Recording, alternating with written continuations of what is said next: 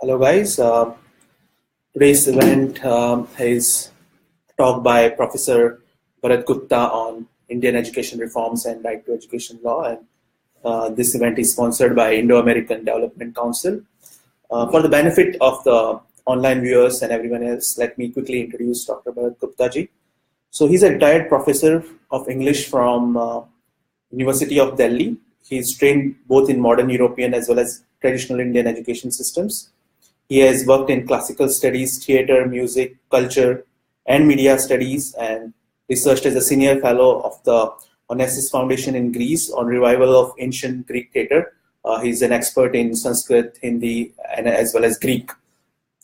So much of his writing is devoted to classical Indian and Greek theater, comparing their similarities and differences and exploring the possibilities of common Indo-European origins. He has tremendous experience, and when I say experience, I'm talking about almost half a century, I believe. And he's a person who has a strong skin in the game for education, and he understands the issues more deeply than anyone else. And we hope that all of us will benefit from his thoughts as to what kind of reforms that India needs to carry out in order to develop its human potential, because human capital is something that we have in abundance, and unless we develop it, the future doesn't belong to us, and it becomes a liability of sort if we don't train all those people that we have in our country.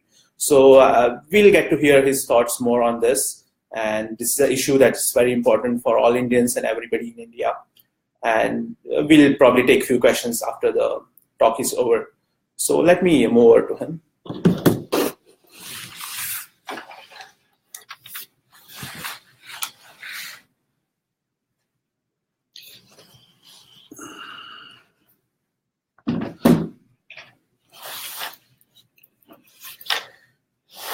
Well, friends, it's very nice to be here with you, and welcome all those who are watching this online.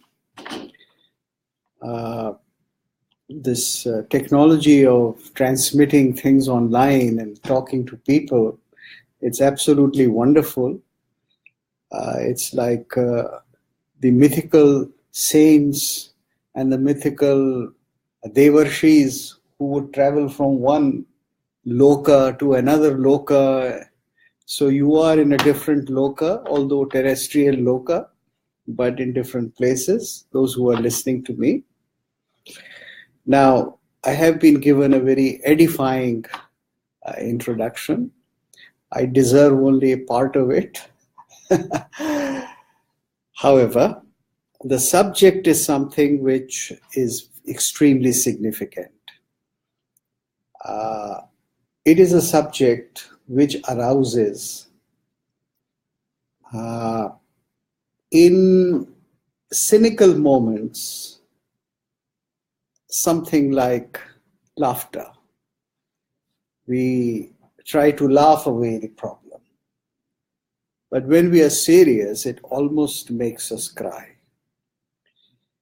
India has been independent now for over 70 years.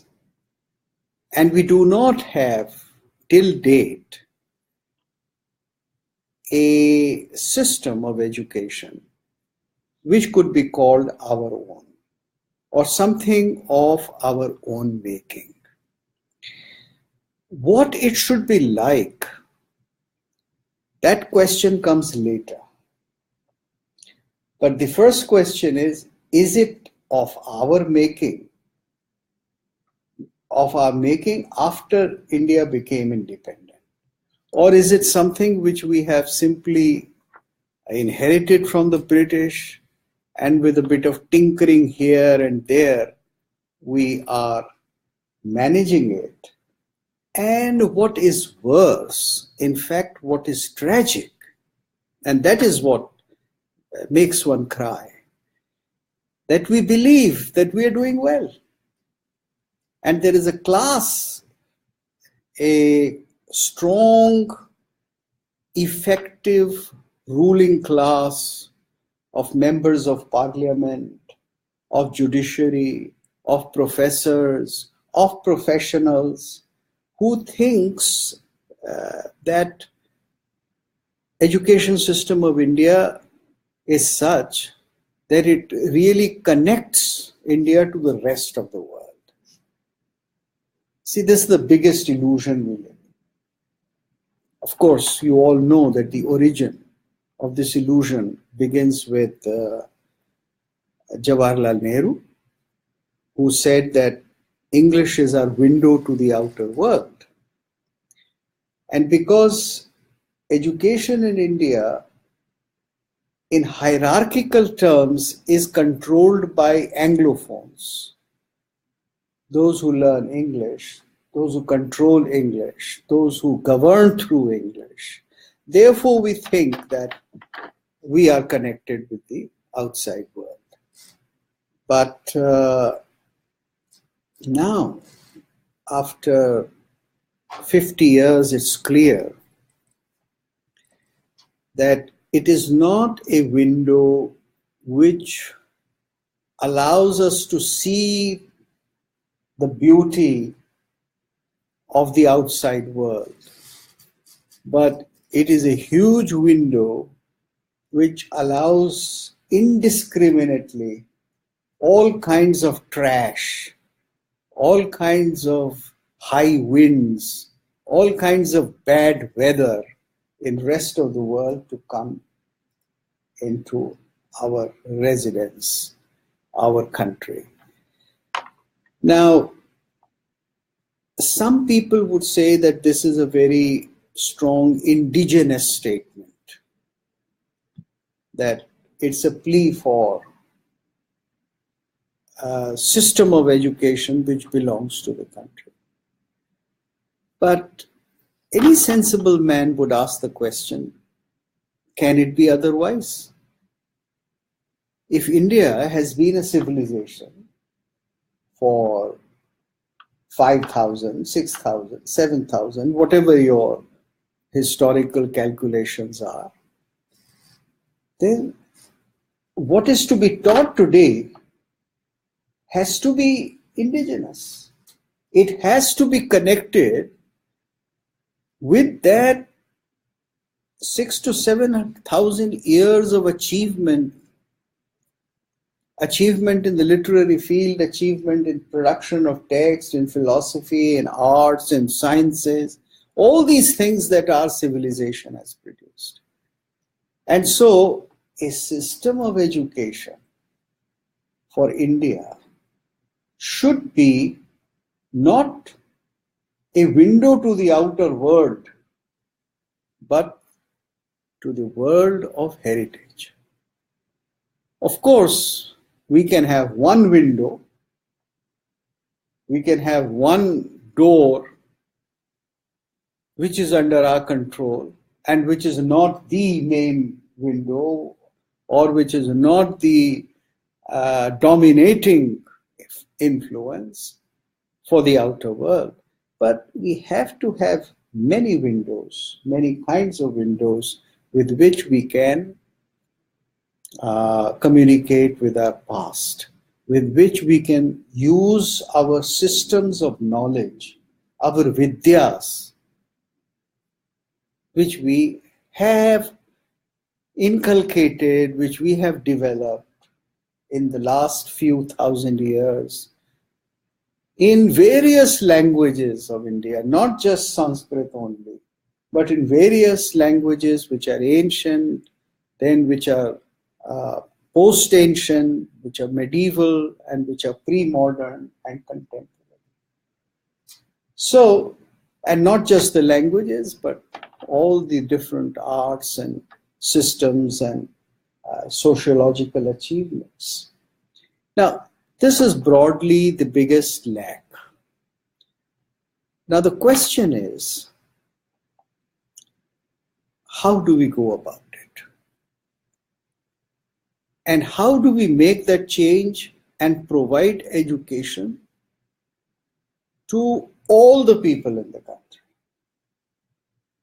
See, to all the people means to the people who are poor, the people who are middle class, and of course the people who can specialize. But this is the economic difference. Now, you see, the ancient system of education in India was not based on how much the student could pay. See, it was not a commercial system. Today, it is taken for granted that education is something for which you have to pay yourself. Now, in ancient India, it is true that the student did not pay. But all that meant was he did not pay during the period he was taking or she was taking education. But he would pay for the rest of his life. You see, when you were in a Gurukul or when you were in a university like Nalanda, then you were not paying.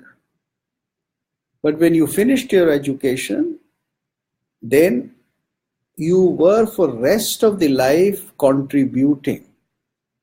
Either you were contributing to that line of teachers which maintained your institution, your Gurukul, or your university, or that small village, maybe even a village guru, and you would be paying him. You would be throughout the year providing him sustenance, and you would even provide it to his son. You see, through the system of what was called the Yajman and the Purohit. So you were the Yajman, and he was the Purohit as the teacher. Whether he was the teacher who taught you something very simple like how to till the land, or it was formal education and he taught you the intricacies of grammar or the theory of some Shastra, you were paying. But the idea was that if a student wanted to learn, then money was not the beginning point. Money was not a hurdle. Now, this is not glorification of ancient India. Unfortunately, there is a tendency within India and outside India to consider any description of ancient India as a glorification and therefore not valid and therefore not valuable. But I always say that first look at what actually existed and then decide what it was useful or not useful. Whether in describing that one is praising it or glorifying it, that is not so important. That may be dependent on the person or the inclinations of the person who is giving the description, but go for the facts. And the facts in this field of education start that India invested heavily in education. In fact, the Varnashram system, in which there were 4 ashramas of life, the brahmacharya was dedicated to pursuit of acquiring skills. If you belong to the lower classes, then labor skills.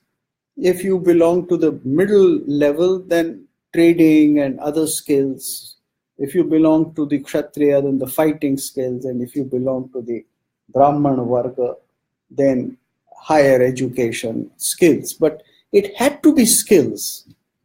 And then it was taken for granted. It was a commonplace, as Bhartrihari said, the poet, Vidya Vihinaha Pashu, that somebody who does not have a skill, a Vidya, is not a human being but an animal. Now this was taken for granted, and investment in education was extremely high. You see, why I am talking of ancient India? Why am I talking of that period? Because we are known by our achievements in the rest of the world, and we survive as a civilization. because what was achieved, you see, whether you talk of ancient India in Hindu terms or in Ganga Jamuni terms, whatever, you talk of the achievements of the past. And you lament that you have not done something so mentionable in the last few centuries. So it is important to understand certain principles which were embedded in that system. My plea is not to replicate or exactly revive the economy and the structures of education, because most of those things cannot be revived. One should not hope them to revive, because the technology has changed, social systems have changed, organizations have changed. But there is no reason why the fundamental ideas which were behind creating those education systems, there is no reason why they cannot be revived. See, we can revive those ideas. So the first thing that I am trying to draw your attention to is that the classical, or you may want to call it ancient, some people, and I have no objection to that, may want to even call it Vedic. Some people are allergic to this term Vedic, but it's a very beautiful ideological term, Vedic. So in that system, education had to be given to a deserving person, and it was provided free. So this present system in India, where when the new nation state was established after independence, the socialist ideal was that education would be provided by the state, was not so far removed from the classical idea of providing free education. But now for the past 20 years, we have taken for granted that education is what you pay for. Somebody must pay for your education. And if you follow the American model, then you pay for it while you work, or you take a loan and pay for it through the rest of your life. Now, I don't think that is a very good model. One should have the ideal that he or she has to pay back or give it back.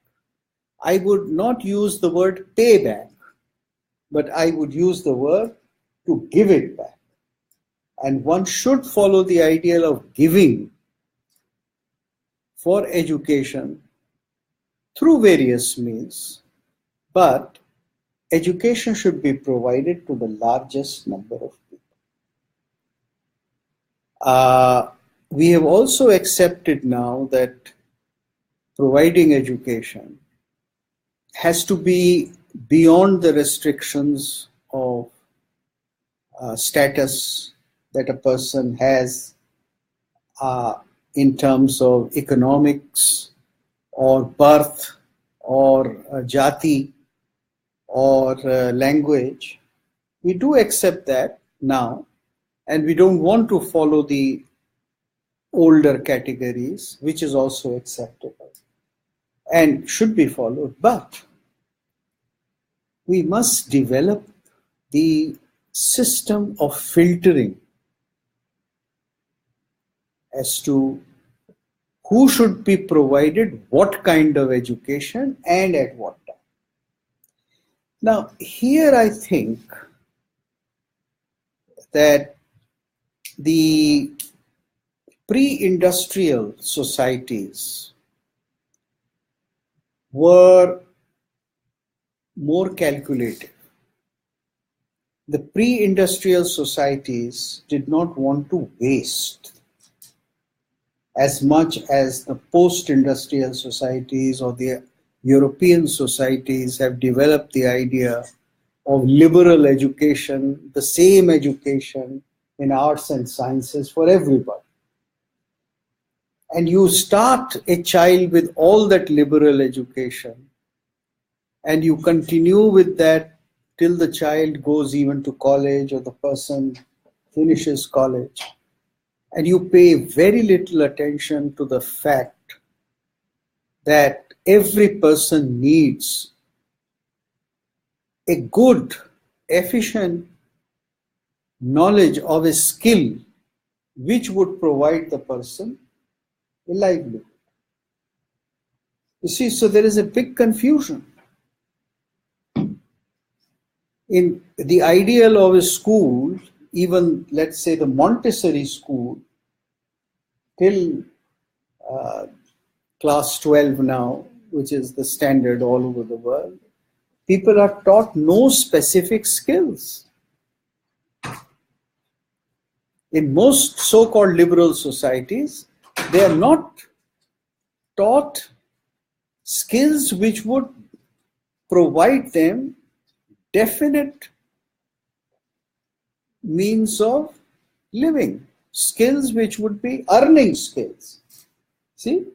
So that was not the ideal of pre-industrial societies. The pre-industrial societies were very clear that no matter what education is given to anybody, it would have a certain specific content which would be used for livelihood. So those who were at the working class level, they were of course provided working skills. They were taught skills in their guilds in India. But even those who went for so-called higher education, like studying in a Gurukul, they were provided skills, knowledge of skills which they would use for a particular profession. So you were taught somebody who may be a very high-level grammarian would also learn 2 or 3 skills, such as maybe Ayurveda, or maybe Jyotish, or maybe making of a particular kind of alloy. These were skills which were taught so that the person could make a livelihood. Now, the biggest problem, the present day problem with the whole idea of liberal education is that we are not very clear as to what are the skills that we are going to teach. So, in modern India, we followed the British system, in which specific skill is not taught at all till you finish something like your first degree in college. It's a vague concept of liberal education, and you want to develop the mind and the values and the ideas, but you give no knowledge of a skill which will provide you in life. Now, this is the biggest problem. And hence we created a distinction between those who have a skill at an early age and those who don't have a skill but are of a higher level. See? Now, how can a person be more knowledgeable and of a higher level if one has theoretical knowledge but not the ability to earn a livelihood? So that is one thing. And I would say that,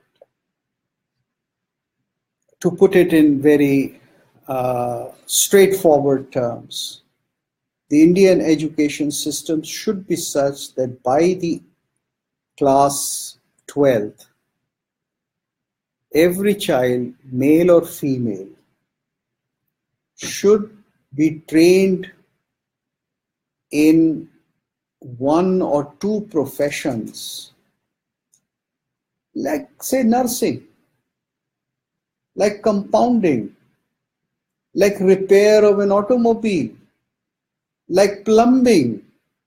You see, some of these very simple skills which can give a livelihood.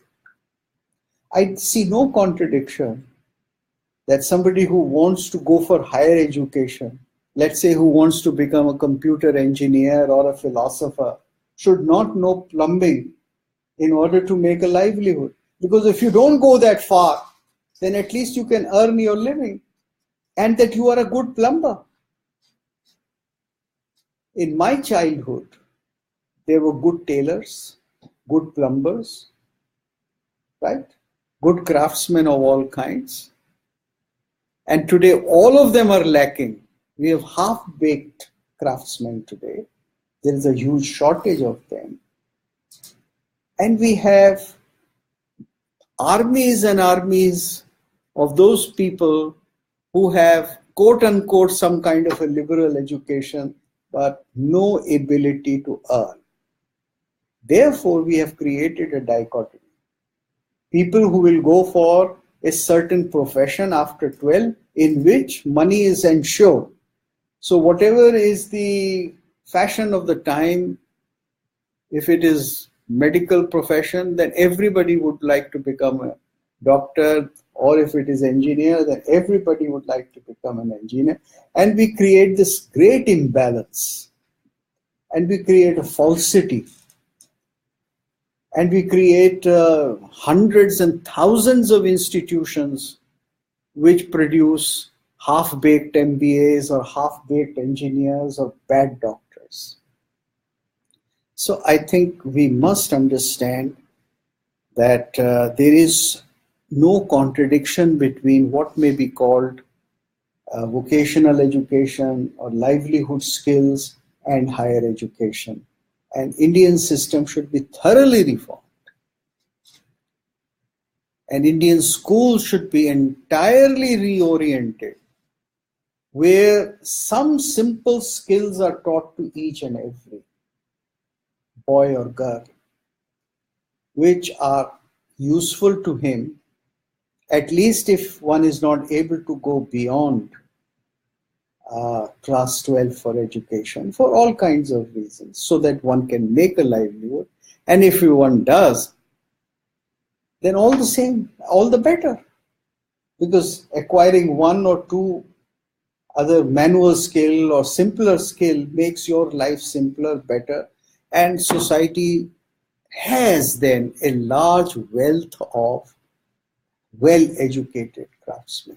I mean, just think that if we had gone for something like this, then India would have a massive workforce today, which could go out, and which could have gone out in 10 times the number to Australia, to Canada, even to Russia and Germany, if we had such people. Now there is a shortage of such people within the country. So we have engineers who really cannot do engineer job but have engineer degrees, who are not acceptable even within the country. We have MBAs, in lakhs and lakhs, who are hardly efficient in that particular skill. And we have this fuzzy system, general sciences or general arts education. And as a result, education is no longer trustworthy. For the parents, it is more of a gamble. And for the student, it is a greater uncertainty. And we make a competitive society. Now, this is the general thing. The second important point that I want to make is that apart from the profession, apart from the idea of liberal education, we should provide people skills in arts, very simple arts like dance, like music, like writing poetry, like reciting poetry, like singing different kinds of music. Now, if this is taught to children at a very early age, then they become more creative. And why can't you teach them at an early age? You see, the whole education system has become such that you have to study book, read the book, memorize the book, and reproduce it in so-called exam. It is again not really acquiring a skill. I think if a child knows how to recite a poem well, or to sing a song well, or to enact in a play well, or to paint well, then that is greater education than reading 5 books on art or reading different stories about art.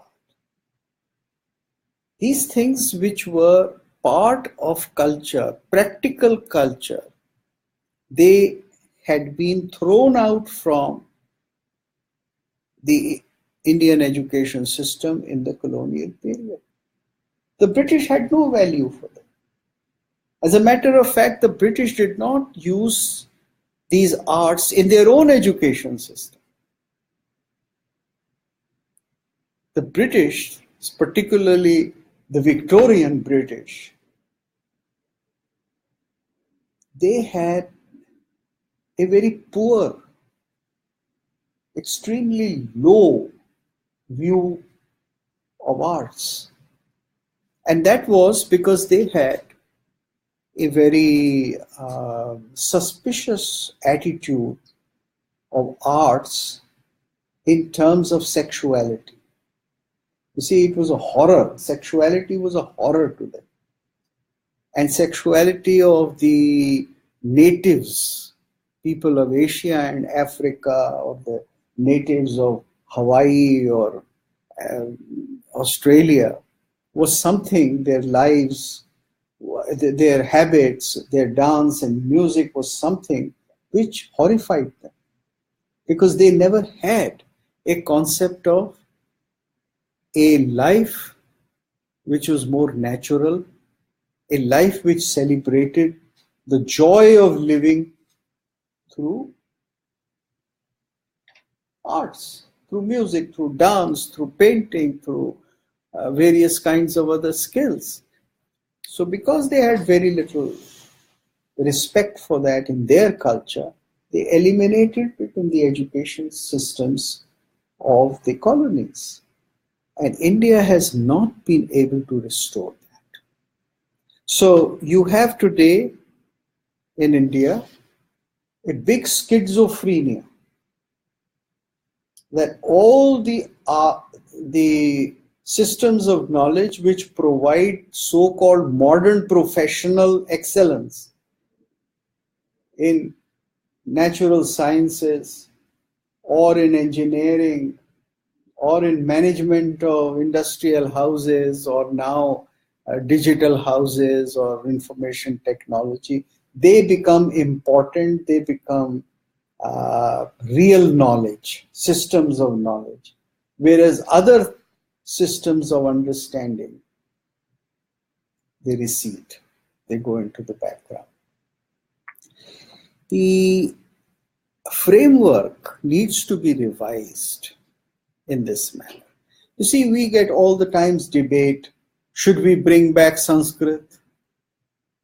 Should Hindi become the medium of instruction? Should Tamil be the medium of instruction in Tamil Nadu? For how many years, till which class should you teach child the mother tongue? What is the value of the mother tongue? Should mother tongue be the first language taught in school?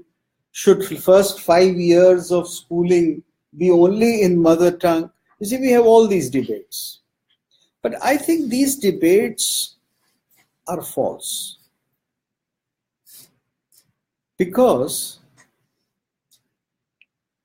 these debates approach the whole issue of human development through a very perverted system. You see, if you take for granted that you are going to teach some dance and music and painting and arts to a child, then obviously you will do that in the language of the family, the language of the region. You see, you will not teach him painting as done in Europe or as done in ancient Greece. You would teach the child something which has been done in his own home, in his own tradition, wherever the child comes from, whichever part of India with which he is familiar, and you would like that to be inculcated. So this whole debate between should education be indigenous or should education be Euro-centered disappears. You give access to what people are living with. You refine what they have inherited. You make them happy with what they have seen within their homes.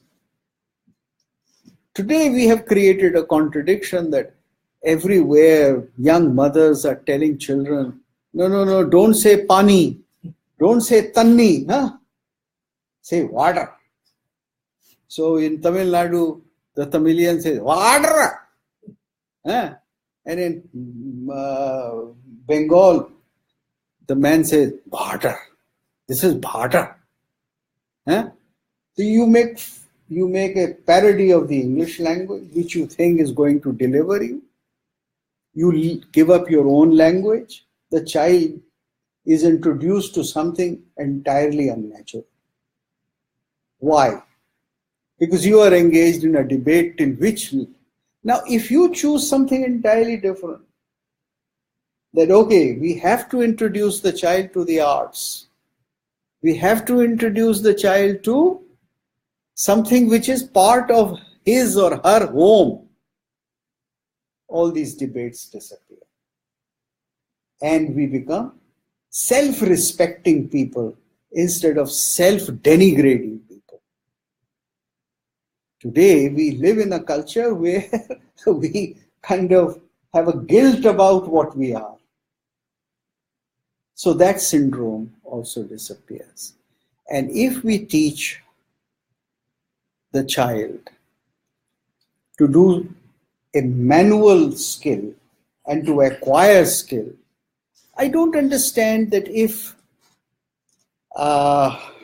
some children are taught very good cooking, if they are given an excellent sense to be a chef, to cook well, then how it is something like a lowly profession? Because everybody wants to eat good food. And India has this immense variety of food. So you don't have to teach a Tamilian children just to how to make dosa and idli. You can teach by the time he or she has kind of acquired a certain expertise. Suppose if he chooses cooking, then he comes to know 10 kinds of cooking from different parts of India and maybe from a couple things from outside India. So that is a skill which would help the child to lead a better life for himself or herself, and also acquire a skill which could be a professional skill and which would be something available to him or her for a lesser degree of buying knowledge from elsewhere, because that will be knowledge available. And I think we would have then a greater respect for those who are called working class. Because then we would not create this difference between those who make others work and hire people as workers and those who are workers. It would be a society with greater equality. And it is a doable thing. For this, we do not require any special kind of knowledge. We just require a bit of planning. Now coming to the issue of advanced systems of knowledge, higher knowledge, higher education, something which would be provided at college and university level. Here I think we must pay attention to, above all, to all the wealth of our texts that our civilization has created in the last few thousand years. And the languages, the most important of them being Sanskrit. I have dealt with this topic of how to relate to, let us say, classical literature, not just in Sanskrit, but in various Indian languages. How to relate to classical philosophy, how to relate to texts which are so-called philosophical or religious texts, and how to relate to them as meaningful texts for modern life. Now, my formula is something like this. So far, we have created an artificial division. Just as we have created an artificial division for working class skills and upper class skills at the school level, we have created a similar division of modern systems of knowledge, modern knowledge, contemporary knowledge, and ancient or knowledge of heritage. Now this must go, and there is no reason why this should continue, and it's not healthy anyway. So how are you going to relate to your classical texts? How are you going to use them? Today, our formula is, if you want to study, for instance, we have a professor of philosophy sitting here. So I'll take that example. Suppose if you want to study the Upanishads, philosophy, Brahmavad, all right. Then they'll say, okay, then you go to the Sanskrit department, or you go to the Department of Indology, or you go to the Department of Indian philosophy, study there. In other words, you have compartmentalized it as a department, as a small areas of specialized knowledge. And some people alone shall study it. Those who are trained in modern philosophy, maybe those who are teaching Wittgenstein, for instance, or who are teaching empirical philosophy or Marxist philosophy, they will not have anything to do with it. They may, just study a little bit or take a very, very preliminary course in it, but then forget it. And even those who are specialists, they will never be teaching it in a modern system of philosophy. So one who reads the text in Sanskrit, let us say the Mandukya Upanishad, or the Artha Shastra, or the Natya Shastra, or the Vakpadiyam, right? Or the Rigveda Samhita, he would have only his Indological or Sanskrit department. But that is the division that we must put an end to. It should be like this. Those who study the Artha Shastra should also have a direct connection with modern economists. So those who are doing teaching in Department of Economics and teaching modern European economical theories from, let us say, 17th century onwards till contemporary times, they are the ones who should study Arthashastra also. They can study them in Hindi, Tamil, Marathi, English, whatever. And they should take help of people who have studied it in Sanskrit. Those who know how to read it and decipher it and make sense of it in that methodology of the writing of ancient Shastras and defining the systems and explaining it. There should be a use of that system of knowledge, that area of knowledge. Here I'm taking the example of economics, of Arthashastra in modern departments of economics.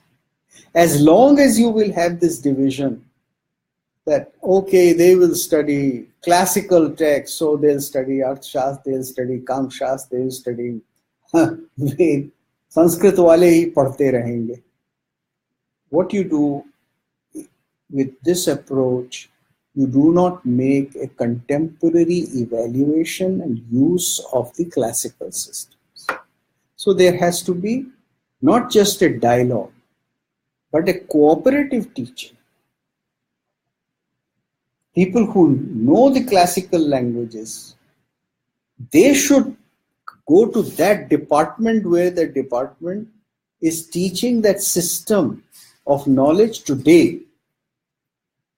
So those who know what was ancient economics should teach in modern economics department, and those who are teaching in Department of Economics today should know the Arthashastra.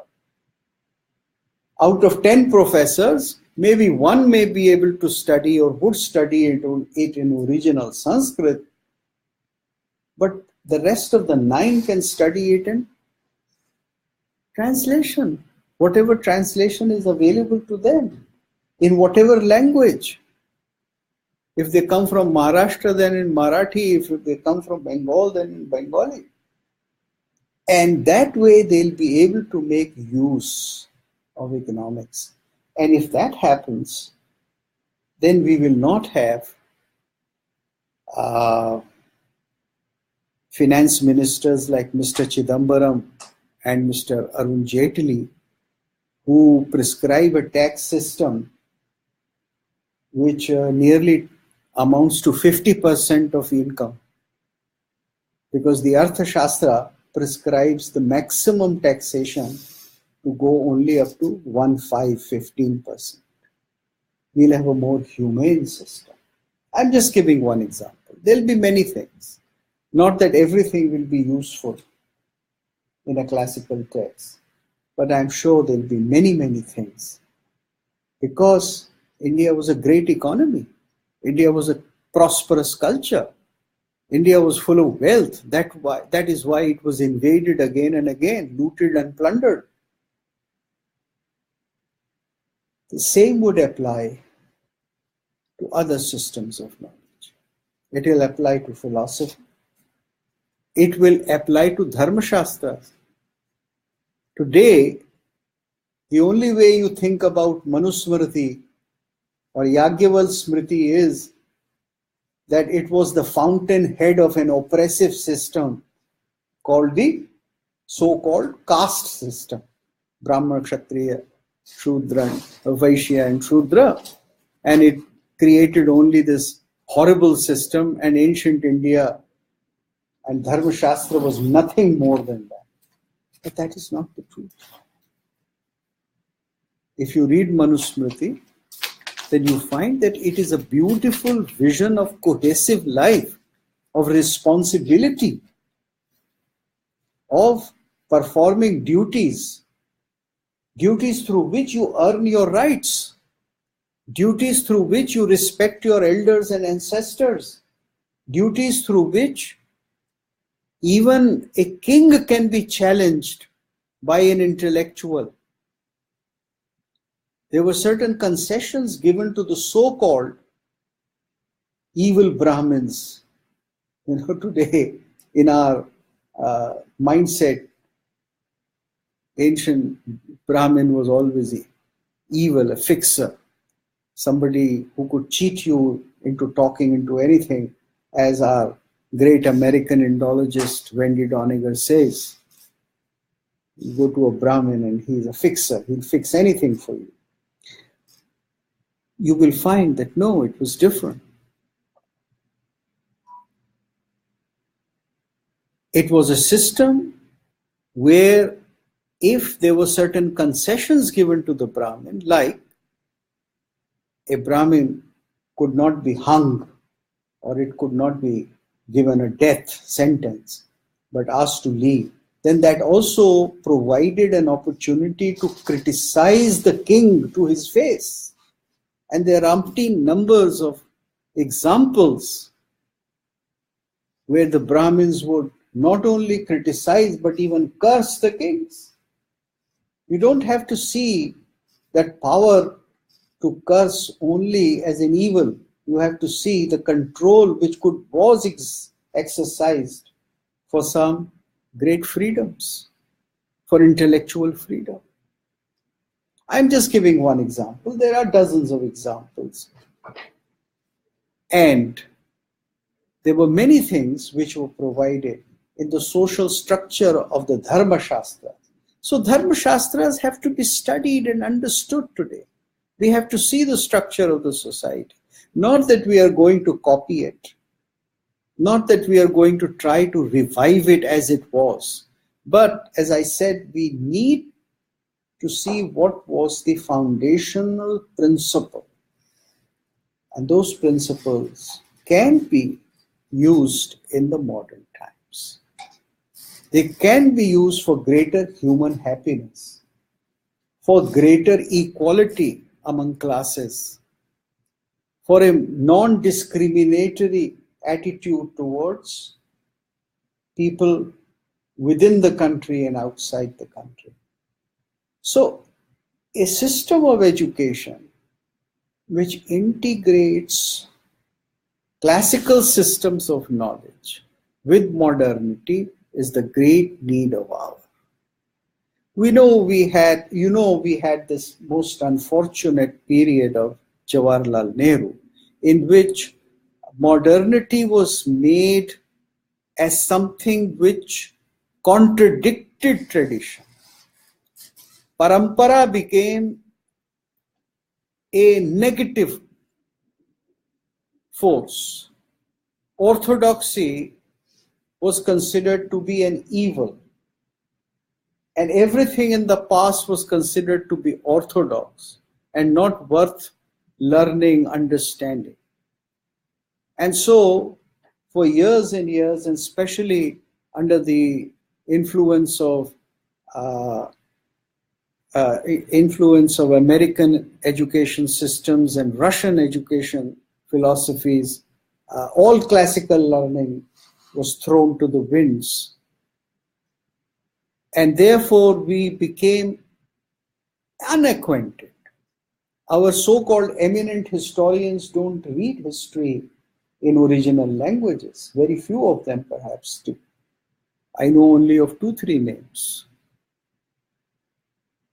Most people doing PhD in history in Indian universities don't read Sanskrit or Magadhi or Shauraseni. They cannot read epigraphic material. They cannot read the Sharda script. They cannot read the Brahmi script. It is not part of their skill, part of their requirement. You can do a PhD in ancient India today without having ability to read any epigraphic material, any Shillalekh. So we have created this very lopsided, amateur kind of a system, and this needs to be rectified. It cannot be rectified unless you acquire highly trained skills in classical systems of knowledge and use them for the present times. Now, I come to the final point. You see, our education system is marred by another classification, categorization that we have done. And that is categorization of majority versus minority. In the Indian Constitution, we have incorporated in practice a clear division. Article 28 is very clear that no religious instruction can be provided in any school or college which is funded by the state. And because every institution is either funded by the state directly or indirectly, even the so-called private institution, because land is given sometimes by the government, is working under government control. So therefore, under this law, no religious instruction can be given. And religious instruction, for some reason not so easy to decipher, has been interpreted as a total exclusion of all the texts which could be called as religious text or Hindu text in particular. So the impact is this, that we have been cut out with all our heritage. Because we are not, you are not educated in Upanishad in schools and colleges. There is a mention of them. But with investigation, with understanding, with discussion, you are not taught what is in Upanishad. What was the philosophy of Upanishad called Brahmavad, or what was the philosophy of Vedas, or what was the system of literature, or what was the system of social structure. You're not taught about anything because you cannot be given religious education. As a matter of fact, even so-called secular texts, or which may be called secular texts such as the Natya Shastra, which talk about drama or theatre, they have not been taught because they are in Sanskrit language, and Sanskrit is the language of religion, Hindu religion and Hinduism, and therefore it is religious, and hence it is religious instruction, and therefore under Article 28 it is a no-no. So all the heritage of India goes overboard. Now, in direct contradiction to this, we have Article 29 and 30, which gives a vague definition of minority and says that this minority, for preservation of their language and their culture, implied religion, can open their institution and give instruction without following the dictates of the state. They have religious freedom, they have freedom to run those institutions. And hence, they can teach the Bible, they can teach the Quran, and Parsis are very few in number, or Sikhs are again very few in number. So practically it translates into a Hindu-Muslim divide, or a Hindu versus Christian plus Muslim divide. That Hindus cannot teach their religion, religious instruction, because Article 28 forbids it, and minorities, Muslims and Christians can do it. They do teach Sanskrit in schools. Well, how much of it do they teach? I mean, they may teach it in a very simple way, like, Rama Gacchati, and that's about it. You don't teach it as a serious pursuit. as I have been explaining to you, you don't teach it in any sensible, deep manner. It's just perfunctory. So isn't it contradictory when they say that because Supreme Court came to the judgment that Hinduism is not a religion, it's a way of life.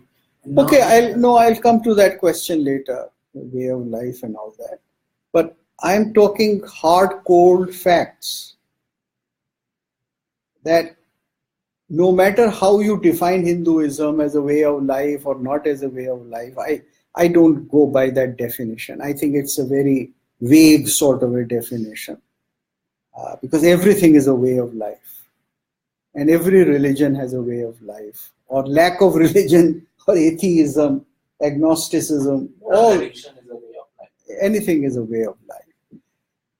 That doesn't help us anything much. The thing is that why should religion not be part of education? And why should the majority not be allowed to teach religion?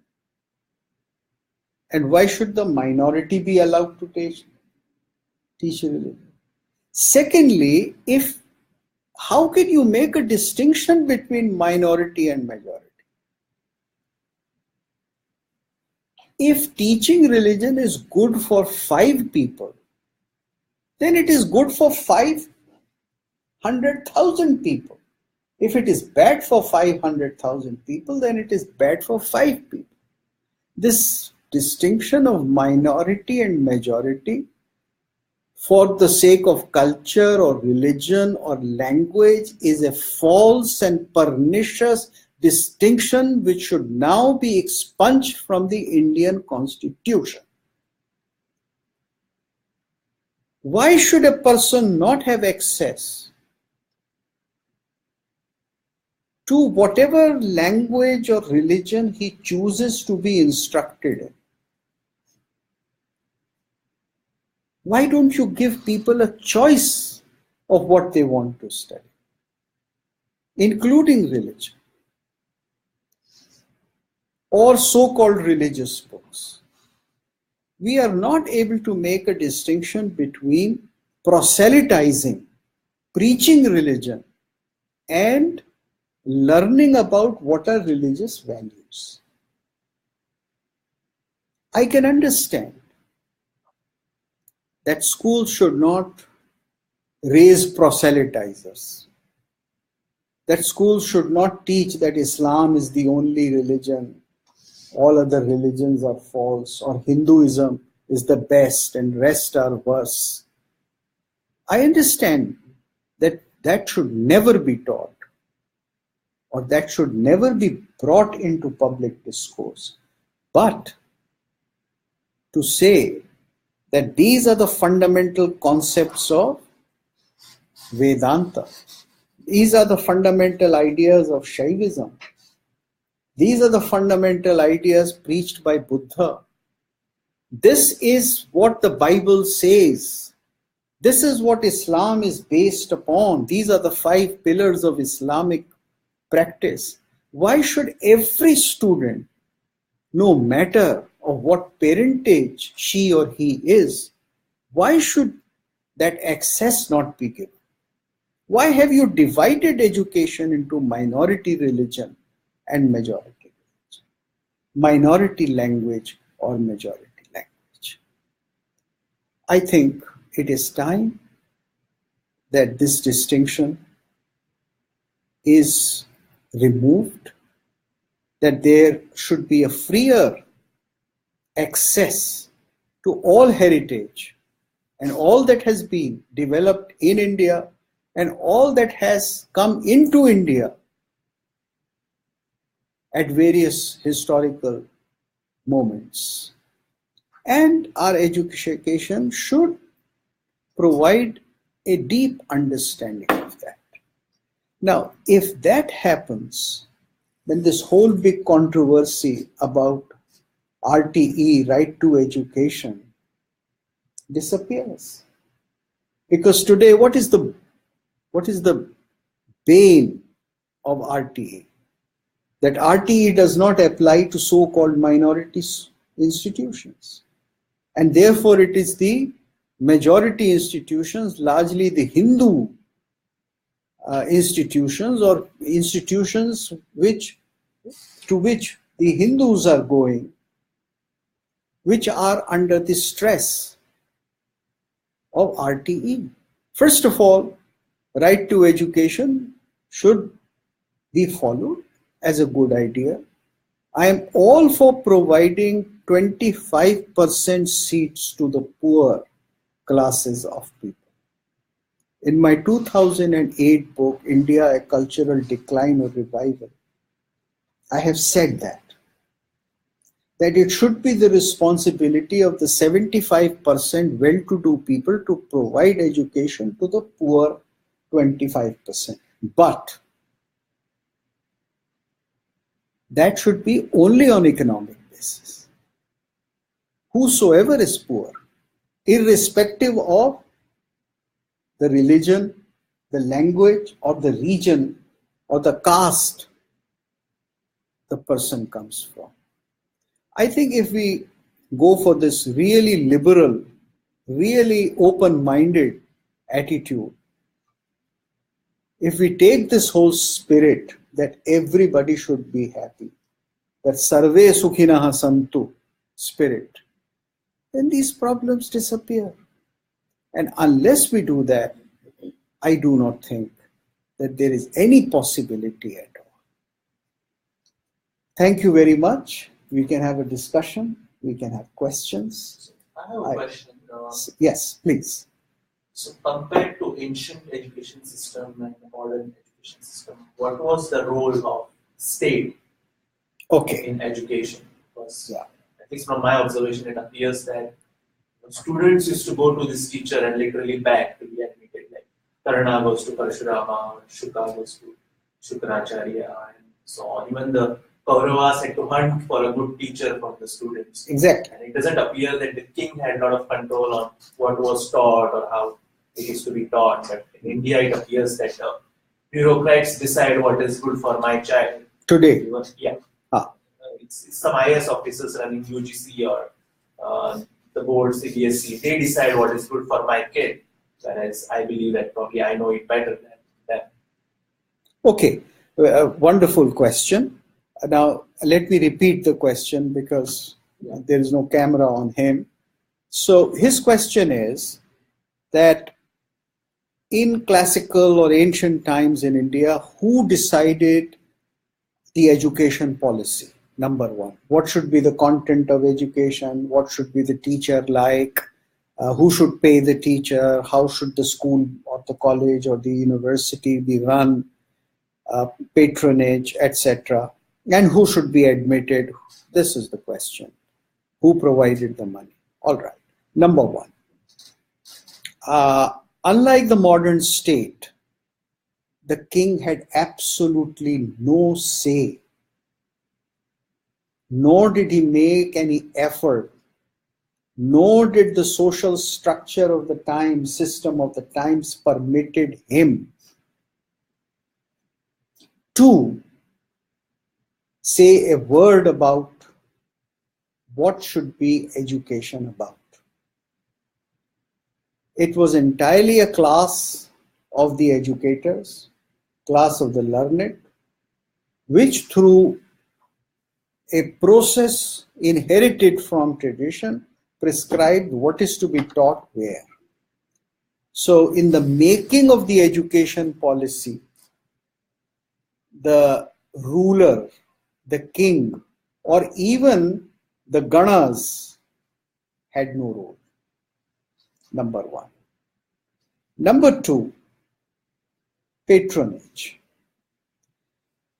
Patronage was provided partly by the kings, that they would give grants to gurukulas, they would give grant to universities like Nalanda and Odantashila and all these. It's true that it was considered the duty of the king to provide them, but for the bulk of the sustenance, it was the local area which provided them financial support.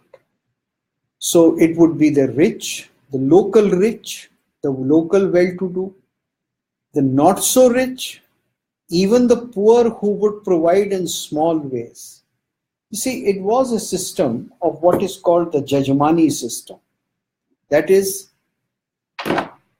the teacher would be treated as a Purohit, and the laity, the non-teachers, would be treated as the Yajaman, the one who does the Yagya of education.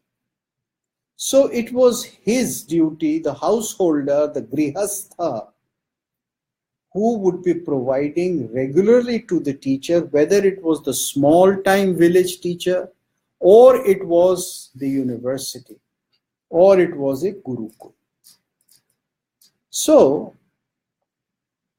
when kingdoms fell, when armies conquered the region, by and large, under the ancient ethics, the centers of education did not suffer. They did not suffer in terms of their protection. They did not suffer in terms of their financial status, because it was the done thing that an invading king will not destroy any educational institution, any religious institution, any temple, or the place of the learned, or even the musicians, or even the dancers and prostitutes.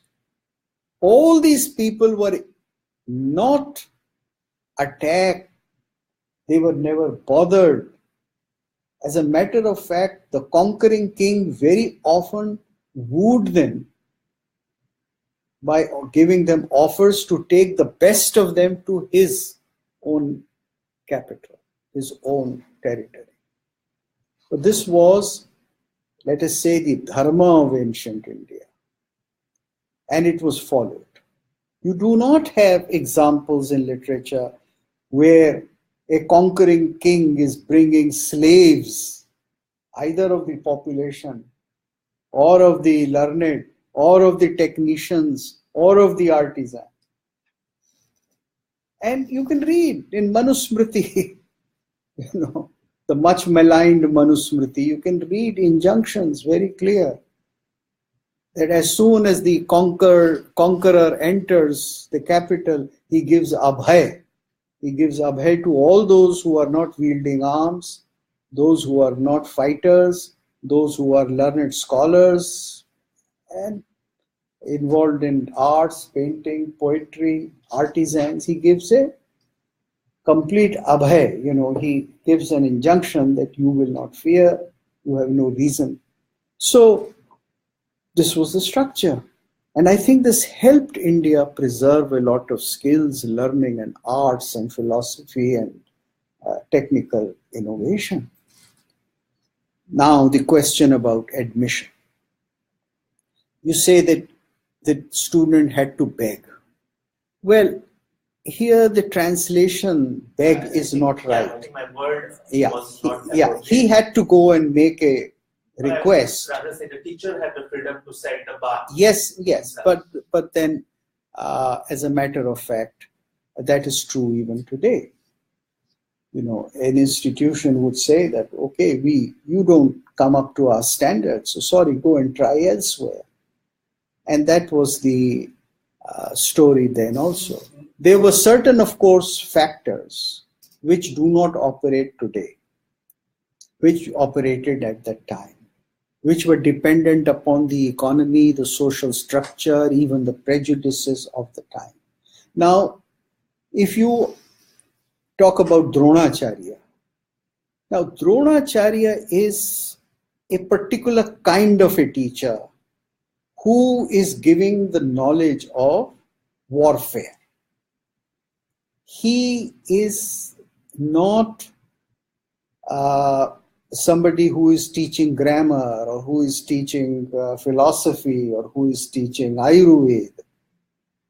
He is a person who is highly exclusive teacher of the Kshatriya clan, and he has already committed to them that he shall not impart that knowledge to anybody else. It's like United States of America telling Iran that please do not make an atomic bomb. Stop your research. So it was very simple warfare restriction. And therefore, he refused it to Eklavya because he did not want to give him that same deadly knowledge which he wanted to give to Arjun. So I see there was nothing wrong in it. But what does seem to be tragic in that instance was that when he discovered that Eklavya had acquired that knowledge with great perseverance and bhakti, then he was cruel enough to take away his thumb. So that was a case of tyranny. That was a case of Guru imposing upon him his power very wrongly upon somebody who was a Shishya, because he had acquired that great skill. And I think as a result of this karma of taking away the thumb, Dronacharya was punished. He was punished by the death of his his own personal death through the hands of his own student. Permanent suffering of his son. And then permanent suffering of Ashwathama and the apayash. You see, the death through calumny, that his kula today is considered to be a cursed line. So he was punished for that. And if he did something wrong, then according to the ideals of that time, he ended up paying for it. Now, regarding other restrictions, you see, there were various kinds of schools and there were various kinds of professions. And here I would like to mention something which is commonly in discussion. It is said that the Brahmins will not teach, they will not give knowledge. Now, this is true only of the Vedic recitation, that everybody was not given Vedadhikara. Everybody was not taught how to recite the Vedas. It was a restriction. And the teaching of Vedas was reserved for very few people. Now, very few people means not just who were deserving on the basis of caste or kula, but because of their ability to learn. The reason was that the ability to learn the Vedas was not ordinary. See, we today think as if the learning of Veda was like reading the Vedas published by Arya Samaj. That here is the text of Veda and this is the language, and I'll teach you how to read the Sanskrit language, and then I'll tell you how to translate the meaning into your Hindi, Bangla, etc. This was not Vedic learning. Vedadhyana meant something else, that you had to be taught to memorize it, then memorize it in a particular method, a highly rigorous system which required years of very hard discipline and commitment. So there was a verification of your ability to learn, if you had any previous knowledge, if you came from a family of Veda Pathis, if you came from a family where you had some prior knowledge, if you came to the Gurukul at the age of 8, and if you came from a family of Veda Pathis, then from the age of 2 months or 1 month, you had the thing in your ear. So I think That is something which we forget. And this restriction was largely for Vedas. Various other disciplines were open. The restriction was not so strict. However, again, the selection process of who deserves and who does not deserve is a justified thing. And I do not say that everybody was fair and just and open-hearted in ancient India. There must have been very mean teachers. There must have been people who were full of jealousy and who would not teach the disciple of somebody else. All those human factors must have operated. However, the system was such in which there was massive social investment in education. And that is how India prospered in knowledges of different kind, vidyas of different kind. The motivation behind the question was that the right to education section prevents the schools from setting any kind of admission criteria using exams or the background of parents or even students' IQ tests and so on, and it forces them to do purely a lottery-based admission based on the distance from the school, even for the 75% of the students, not necessarily just the 25%, and which of course applies only to the Hindu-run schools and not the minority schools. Yeah. Now that of course is an unjust distinction, and I think that should be struck down as soon as possible, because there is no justification for it. If I plead for eliminating the minority-majority distinction from the whole system of education and from Article 26 to 30, then I plead the same for this. However, I must say one thing here, that when you are not setting a criteria for admission like exam, etc., here you are providing very basic education to the child. So there is a justification for not asking about the parentage or not asking about the educational qualification of the parent. Because we are talking of giving very preliminary education. Now, when we were talking of the ancient system, don't forget that for the bulk of the people, this preliminary education took place at home. For all the so-called working class people, known in older categories as Shudras, which means working class, there was no going to a higher education center. They acquired their skills at home. They did acquire maybe skills from certain other master at a higher level, but bulk of that skill came at home, or it came within the community. Even for those who belonged to the tilling the order, Vaishya order, most of these skills were given within the community. And those who went for higher education in ashramas or gurukulas went at the age of 12. The Brahmin was supposed to go at the age of 8, the Vaishya at Kshatriya at 10, 11, and the other, the Vaishya up at 12.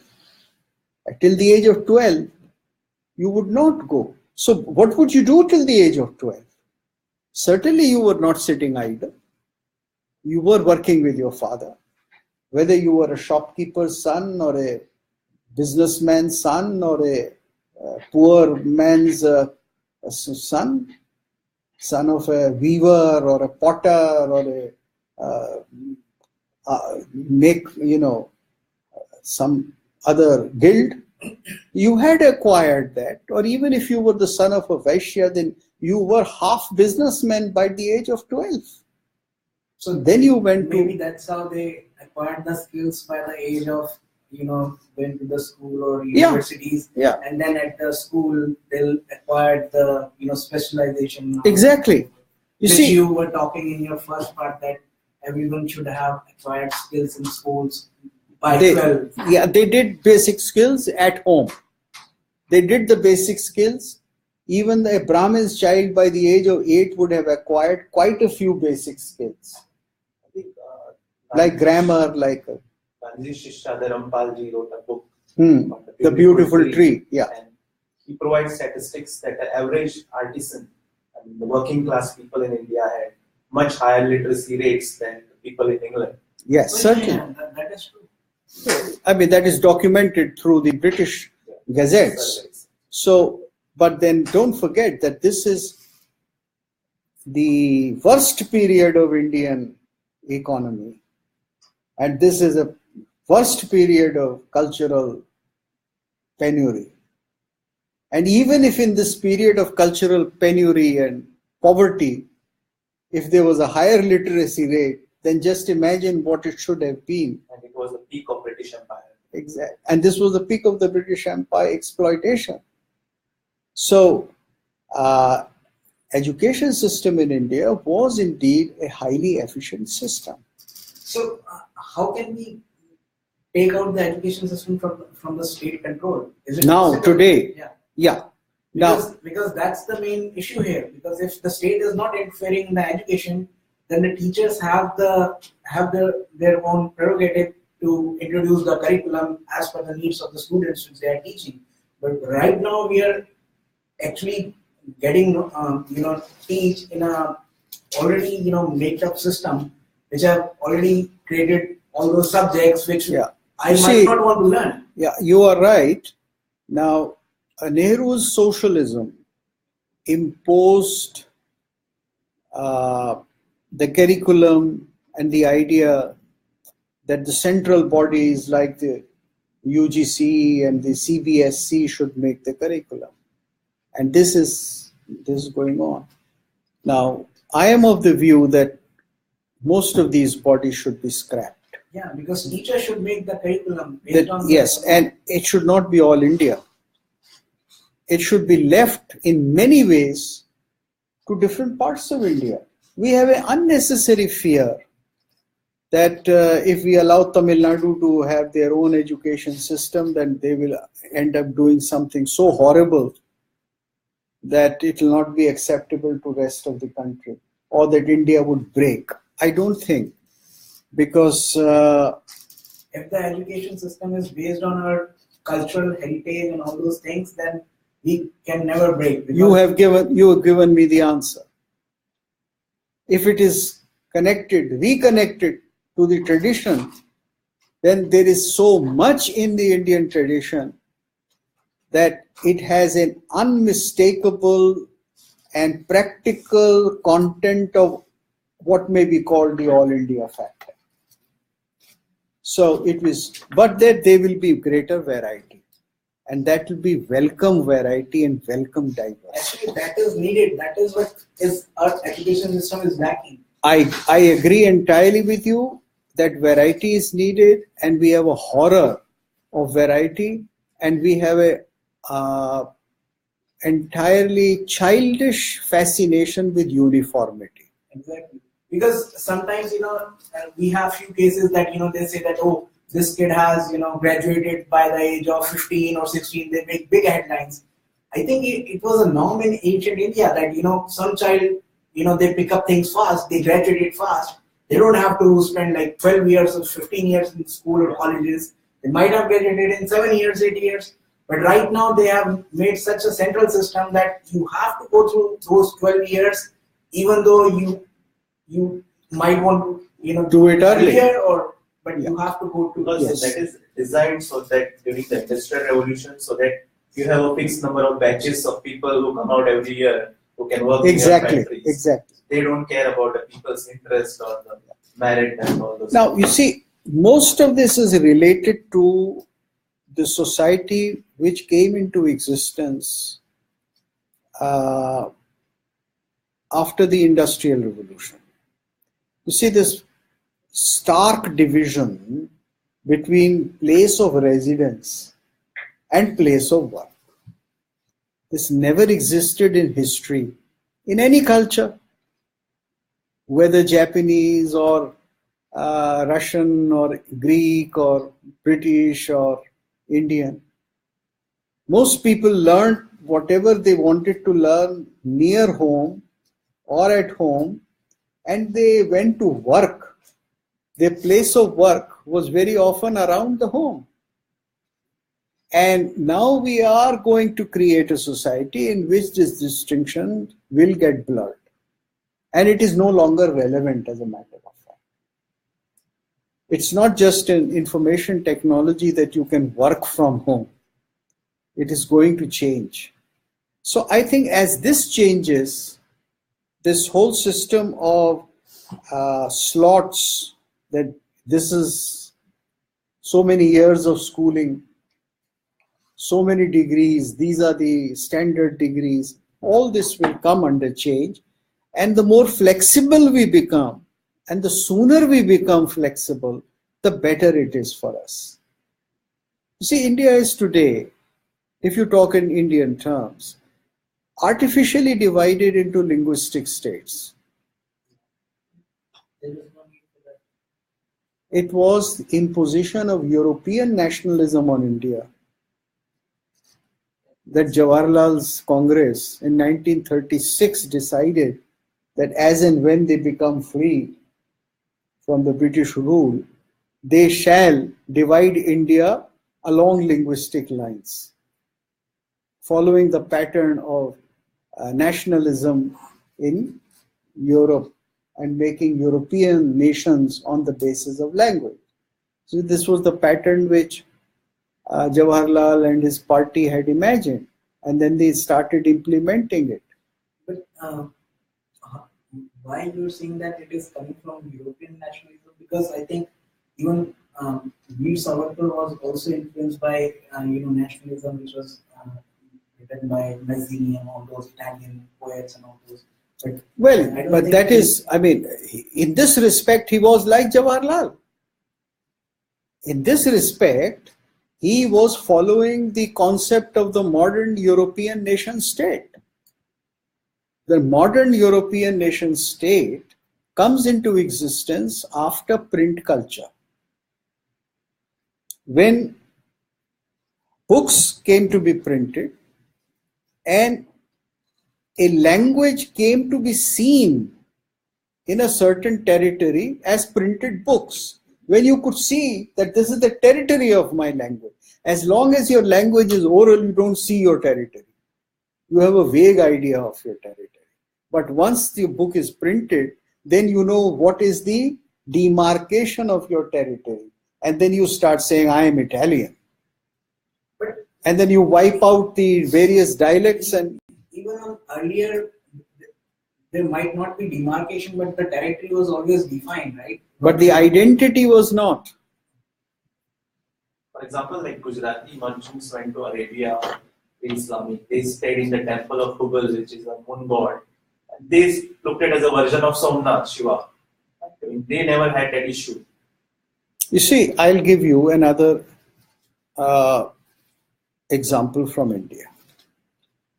Tell me any text written in India before the 19th century where a he or a she says, I am Gujarati, I am Bengali, I am Tamilian.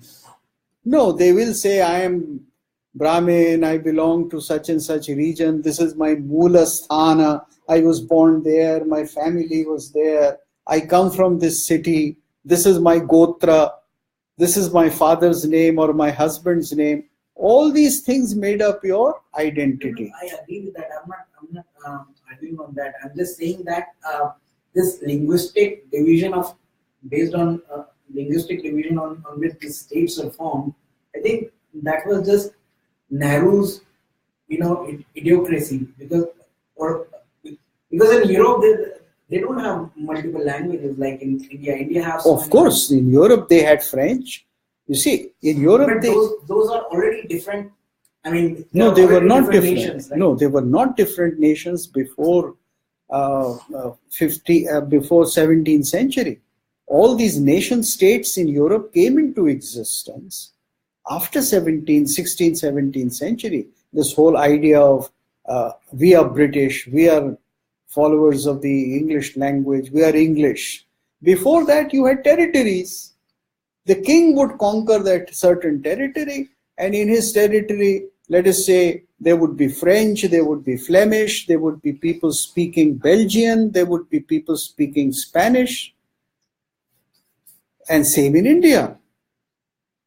For instance, if there was the Vijayanagar Empire, then there will be so many Marathi speakers or Proto-Marathi speakers and Telugu speakers and some Hindi speakers, and they would all serve him as their king if they acknowledged him as their king.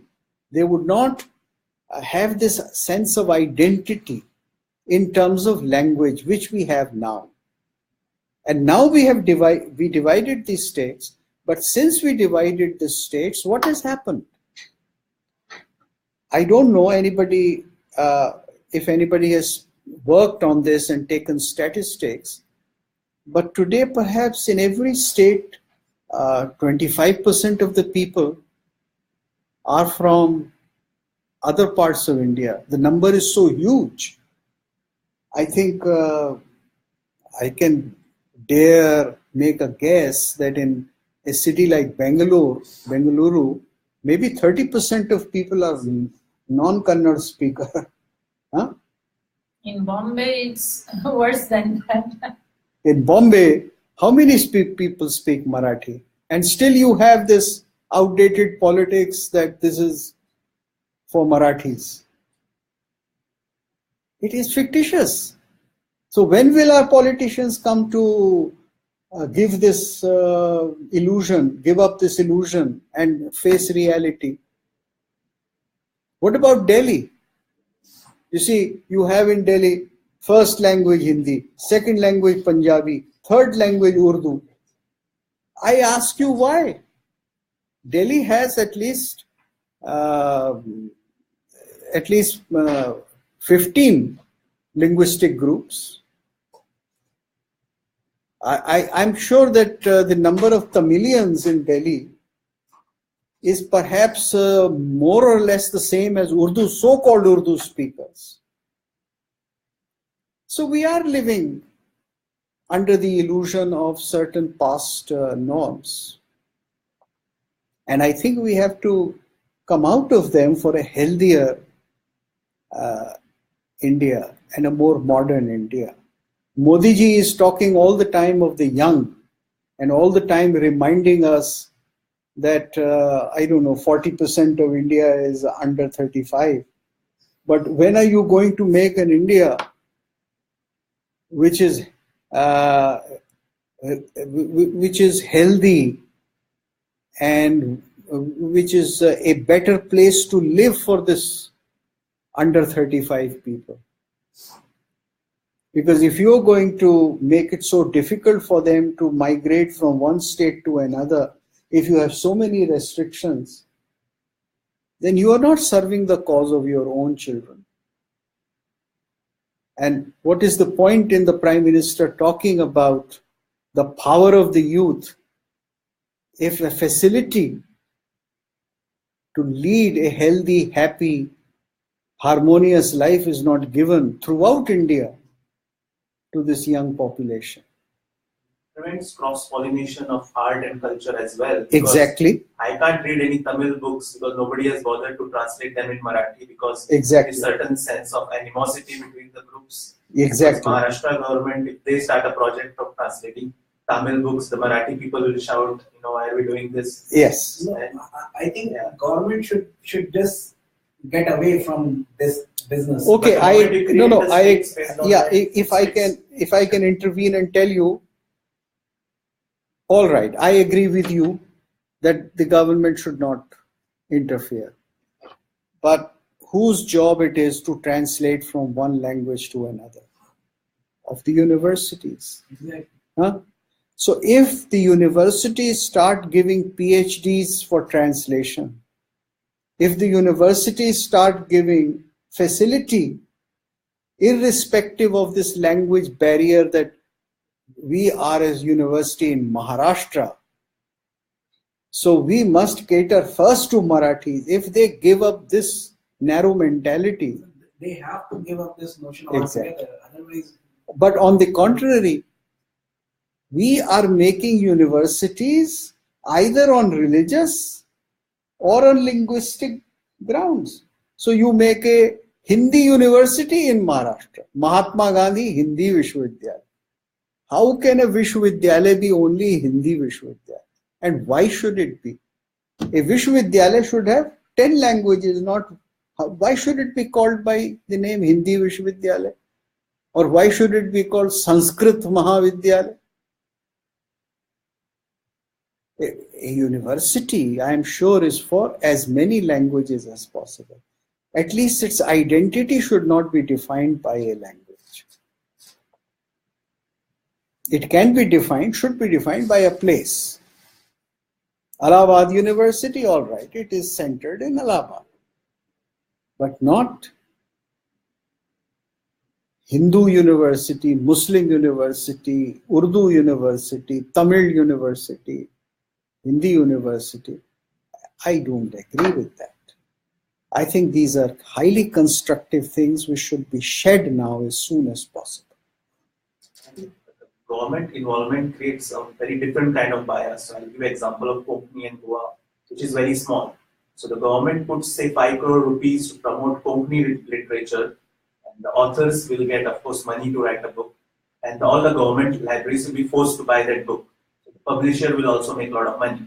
Now, what happens here is the people who are good at sucking up to the minister will get that grant, will write really third quality literature, which will then be forced into school libraries.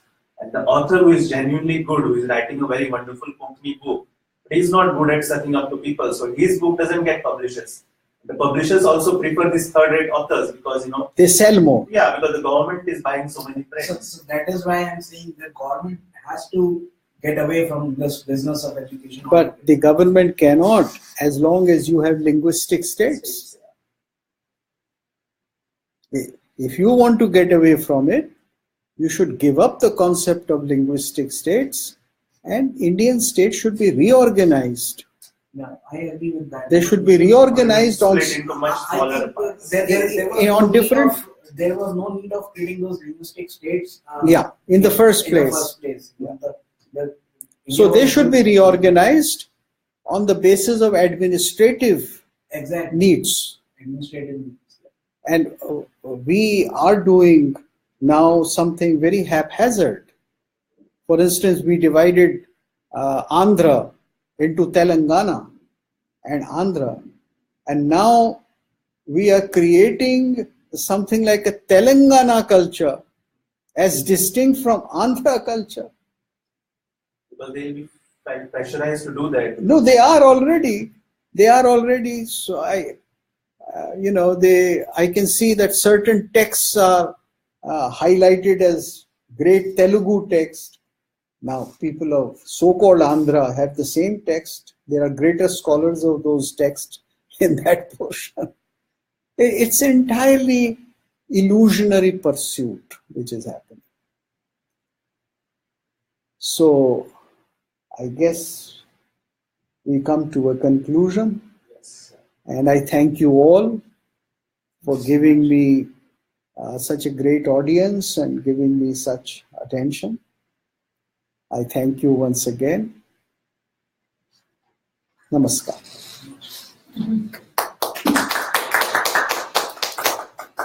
Thank you so much for coming to the Bay Area.